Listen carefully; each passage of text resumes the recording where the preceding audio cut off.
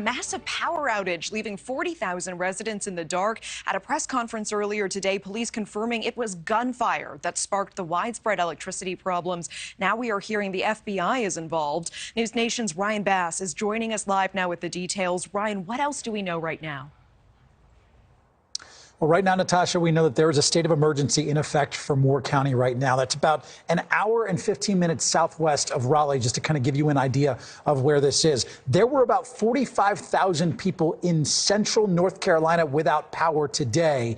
And part of the state obviously is still struggling with this. Investigators are calling this a targeted attack today with this power outage that's happening in central North Carolina. The FBI is also involved, as you mentioned, Natasha. And I want to give you an idea by showing you a map of where the majority of these power outages are right now. Here is a map of the outages from Duke Energy. Look at how many people are impacted throughout Moore County. So they've got about 47,000 Duke Energy customers in that county. Around 80% of customers there are in the dark right now. Officials say there are millions of dollars in damage to equipment that was caused by gunfire, which impacted the electrical grid and caused the outages. Moore County Sheriff Ronnie Fields said that the power outages began shortly after 7 p.m. last night and spread today.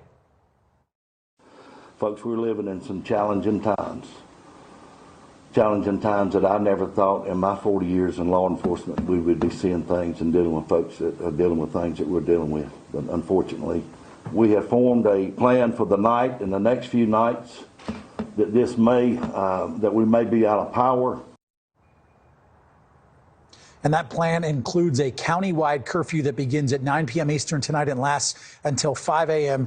in the morning. They are also closing all schools tomorrow for students and staff as well, just to make sure that they are safe. Now, North Carolina Governor Roy Cooper has been in contact with both Duke Energy and officials there in Moore County as well. He tweeted this just a little bit ago: an attack like this on critical infrastructure is a serious, intentional crime, and I expect state and federal authorities to thoroughly investigate and bring those responsible to justice. Now, Natasha, officials said it could take days for the power to be restored, as late as Thursday in some parts of Moore County, to get everyone back up and running and obviously have power back in that area. They did say some of the damage there is irreplaceable, so they're going to actually have to go in and put in new systems and equipment to fix that electrical grid. Police say they don't know who did this, or they're not at least saying who did this, and they don't have a motive at this time. But of course, Natasha, they are still investigating. You just feel for a lot of the people in that area. It is freezing cold temperatures in that part of the state, and they're going to be without power tonight. Absolutely. Feel for them, and certainly a mystery as well. Ryan Bass, appreciate the latest information. Thank you for that live report.